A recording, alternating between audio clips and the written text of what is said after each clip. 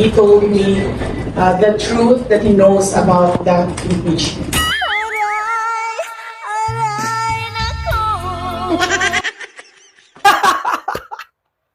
Sa Kongreso, wala raw impeachment.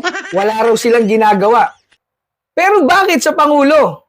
Alam niya na merong impeachment. Ano kayo ng mga patoka sa manok? Ang linaw-linaw, bago umalis ang Pangulo, tinanong siya ng pangalawang Pangulo. At ang linaw ng pagkakasabi, alam niya ang tungkol sa impeachment. So, pakinggan ulit natin mga Cold School. Hindi na talaga natin alam kung sino ang paniniwalaan natin. Mahirap talaga. Pag na-mekos-mekos na, insan. So itutuloy ko lang yung sinabi ko kahapon kasi hindi naman kasi tinanong sa akin kahapon why I think that I still have the trust of President Marcos. So ulitin ko lang, I believe I still have the trust of President Marcos Jr.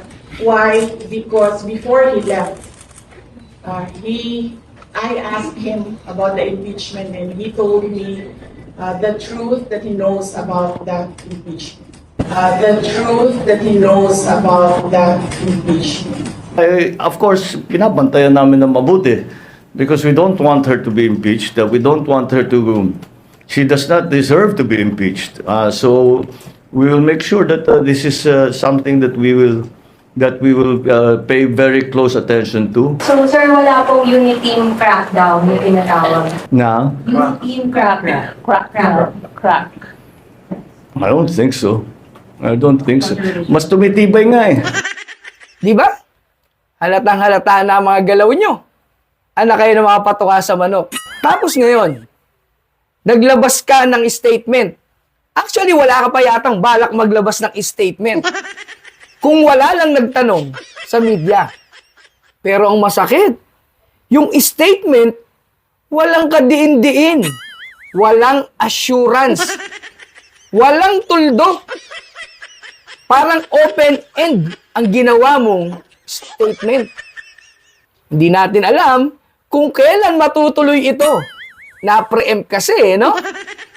Yan ang hirap sa inyo. Ang masakit pa, buo pa, ang unity, lalong tumitibay.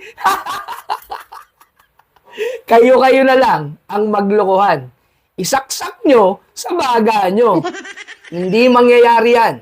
Dahil alam na alam ng mga Pilipino ang ginagawa nyo sa vice-presidente. Meron bang kapartner na iniiwanan sa ere? Mabuti pa nga yung maiingay, yung mga nagpapahukay, sila ngayon ang inyong bini-baby.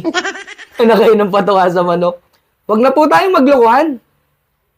Kahit anong gawin nyo, ang 32 million na nagmahal, nagtiwala sa vice-presidente, hindi yan papayag. Lalo na ang taga Mindanao.